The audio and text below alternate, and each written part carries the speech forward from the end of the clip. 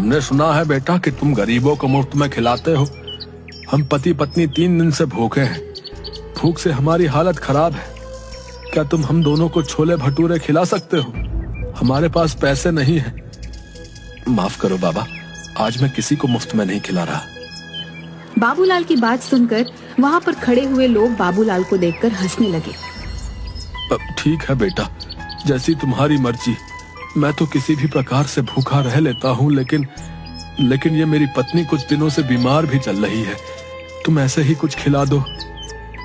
मेरी मजबूरी समझो बाबा, मुझसे किसी को भूखा नहीं देखा जाता, लेकिन आज मैं बहुत मजबूर हूँ। अगर आज भी मैंने मुफ्त में खिला दिया तो मेरी बहुत ज्यादा बदनामी और बेइज्जती हो जाएगी। मेरे पास पैसे तो नहीं है बेटा, लेकिन हाँ, कुछ मिट्टी के कंकड़ पड़े हुए हैं। तुम उन मिट्टी के कंकड़ों के बदले मुझे और मेरी पत्नी को छोले भटूरे खिला सकते हो। बाबा, मैं भला मिट्टी के कंकड़ों का क्या करूंगा? मुझे पैसों की जरूरत है।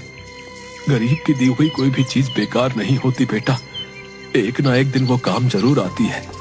उपहार समझ कर रख लेना। बाबूलाल को उस बुजुर्ग पर बहुत ज्यादा तरस आया।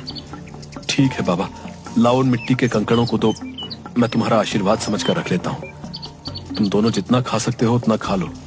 उस बूढ़े ने एक पोटली बाबूलाल के हाथों में थमा दी। बाबूलाल ने देखा उसमें मिट्टी के कंकड़ रखे हुए थे। बाबूलाल दोनों पति पत्नी के लिए गर्मा गर्म छोले भटूरे बनाने लगा।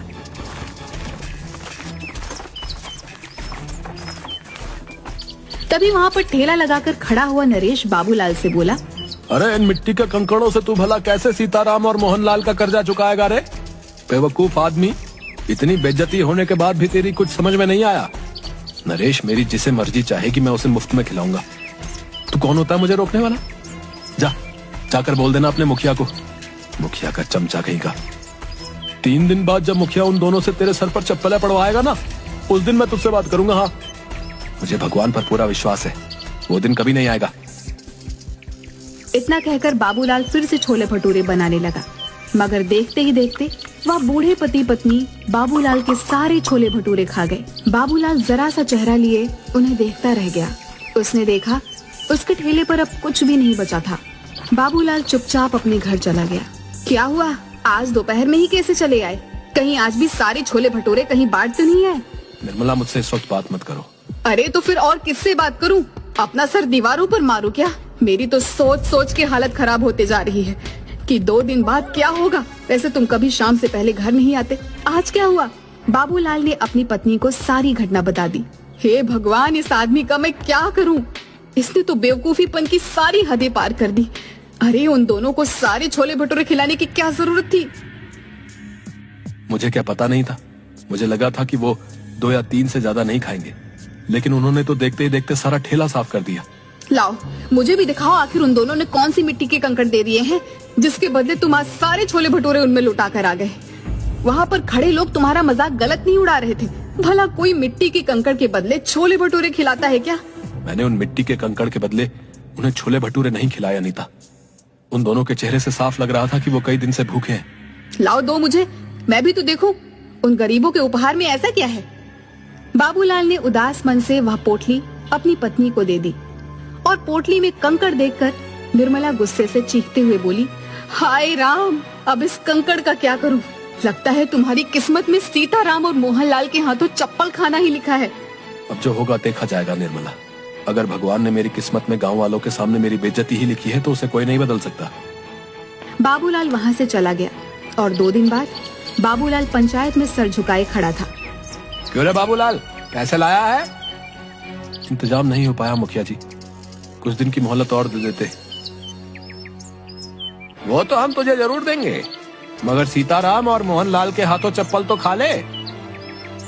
ऐसा मत कीजिए मुखिया जी, मेरी बेइज्जती हो जाएगी। मैं किसी को मुंह दिखाने के लायक नहीं रहूंगा। क्या हुआ, उस दिन तो बड़ा मुंह चला रहे थे, मार खाने की नौबत आई तो अब इज्जत की दुहाई दे रहे हो? मुखिया सीताराम और मोहनलाल की ओर देखकर बोला, देखते क्या हो, मारो इस दानवीर को चप्पलों से। बड़ा दानवीर बना फिरता है, मक्कार कहीं का। मुखिया की बात सुनकर मोहनलाल और सीताराम बाबूलाल को चप्पलों से मारने ही वाले थे कि तभी वहाँ पर बाबूलाल की पत्नी निर्मला आ गई। खबरदार, जो मेरे पति को किसी ने हाथ भी लगाया।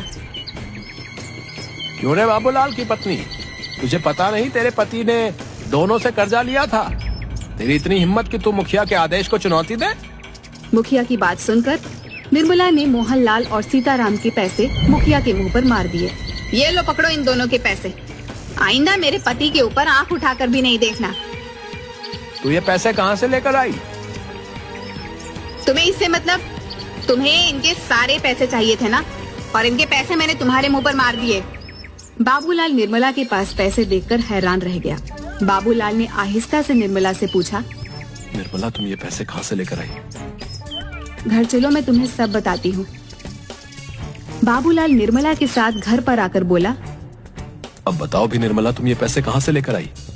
आज जब तुम्हें मोहनलाल और सीताराम पकड़कर ले गए थे तो मैं फूट फूट कर रो रही थी। रोते हुए मुझे अचानक गुस्सा आ गया और मैंने गुस्से में वो पोटली बाहर फेंकने के लिए निकाली जिसमें कंकड़ थे। मगर जैसे ही उस पोटली में से कंकड़ फेंके तो उसमें से कंकड़ नहीं बल्कि बेशकीमती हीरे निकले। मैं तुरंत एक हीरा गिरवी रखकर पैसे ले आई और मुखिया के मुंह पर मार दिए। निर्मला की बात सुनकर बाबूलाल हैरान होकर बोला, लेकिन उसमें तो कंकड़ पत्थर थे। मैं भी हैरान रह गई थी। बहुत सोचने के बाद मुझे एहसास हुआ कि शायद वो दोनों बूढ़े पति पत्नी कोई मायावी लोग थे जो तुम्हारी मदद करने आए थे। निर्मला ने इतना कहा ही था कि तभी दरवाजे पर दस्तक हुई। निर्मला उन हीरों को देखने में खोई हुई थी। बाबूलाल ने जाकर दरवाजा खोल दिया। दरवाजे के बाहर वही बूढ़े पति पत्नी थे जो बाबूलाल की ओर देखकर मुस्कुरा रहे थे। आप दोनों कौन हैं? हम दोनों देव हैं। 2 दिन पहले तुम जिस बरगद के पेड़ के नीचे खड़े होकर भगवान से बातें कर रहे थे, हम दोनों तुम्हारी बातें सुन रहे थे। हमें लगा कि तुम्हारी मदद करनी चाहिए। मैं आप दोनों का कैसे शुक्रिया अदा करूं? अगर तुम्हें हमारा शुक्रिया अदा करना है तो एक बात ध्यान रखना, इन हीरो को बेचने के बाद तुम बहुत ज्यादा अमीर हो जाओगे।